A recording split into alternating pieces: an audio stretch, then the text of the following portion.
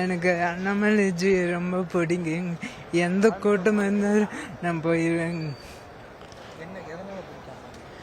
ரொம்ப எல்லாத்தையும் ரொம்ப ஃபஸ்ட்லேருந்தே பிடிக்குங்க அவங்க. நான் மெம்பர்ஷிப் அவர் பிஜேபியில் வந்ததுலேருந்து நான் போயிட்டு இருந்தேங்க. அவருடைய கொள்கை பிடிக்குமா இல்லை அவருடைய செயல்பாடுகள் பிடிக்குமா? எல்லாமே ஆடின் அவரோட பாயிண்ட்டும் நான் பார்த்துட்டே இருப்பேங்க.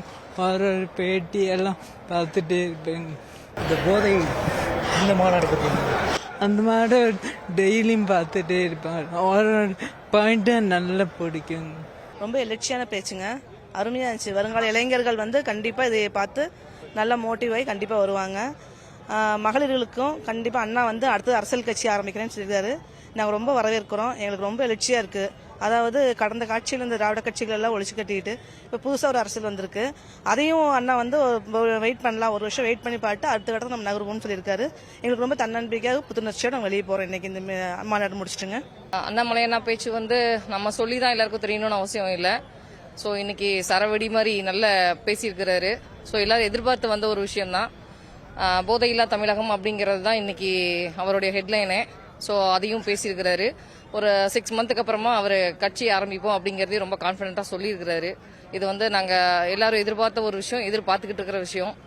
கூடிய சீக்கிரம் நடக்கணும்னு நாங்களும் ஆசைப்படுறோம். அந்த 6 மாதம் இந்த இயக்கத்துக்காக நல்லா நாங்கள் வேலை செஞ்சுட்டு அவர் கட்சி ஆரம்பிச்சதுக்கப்புறம் அந்த களப்பணியில் இறங்கி வேலை செய்யறதுக்கு நாங்கள் ரெடியாக இருக்கோம். இது வந்து ஒரு முழுமையான தமிழகத்திற்கான ஒரு அரசியல் மாற்றமாக நாங்கள் எல்லாம் பார்க்குறோம். ஏன்னா கிட்டத்தட்ட அவர் ஜூன் 5ஆம் தேதி வந்து இந்த அரசியல் அமைப்பை வந்து துவக்கின நாள் முதல் கொண்டு கிட்டத்தட்ட வந்து அன்னைக்கே 12 லட்சம் பேர் வந்து தானாக முன் வந்து இணைச்சிக்கிட்டாங்க. அதில் நானும் ஒரு நபர்.